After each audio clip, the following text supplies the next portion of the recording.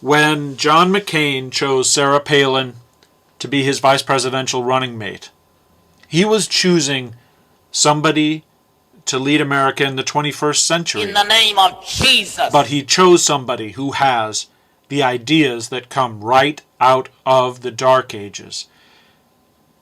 Colonial America, Salem, Massachusetts, witch trials. Sarah Palin was given, as she was running for governor of Alaska, a special supernatural protection from witchcraft by Thomas Muthi, who recently, September 2008, returned to Wasilla, Alaska, to Sarah Palin's church, the Wasilla Assembly of God, and declared there that he was going to work with the church, with Sarah Palin's church, to crush the python spirit of the unbeliever enemies.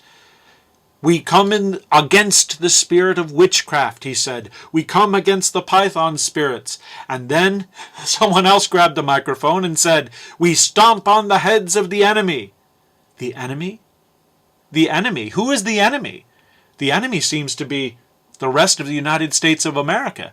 Anybody who chooses to criticize Sarah Palin and Thomas Muthi. Most Americans don't believe in witchcraft. Sarah Palin seems to. But, you know, it gets more serious than that. This isn't just about John McCain and Sarah Palin crushing some python spirit, engaging in exorcisms and secret ceremonies against witchcraft. It's about what else Thomas Muthi, Sarah Palin's spiritual mentor, said he wanted to do. He said he wanted Sarah Palin to be elected to governor of Alaska because Sarah Palin would help to invade, to infiltrate, to penetrate the American government on the sake of Pentecostal, right-wing, radical, evangelical religion.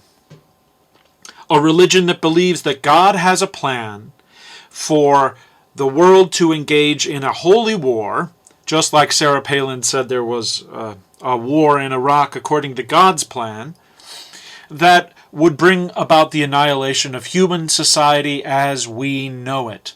This is a church that believes that the natural resources of Alaska are there as a reserve for the end times, the battle with the Antichrist. But, you know, I don't believe in the Antichrist. What I worry about is what Sarah Palin believes and how she wants to use her beliefs in the White House.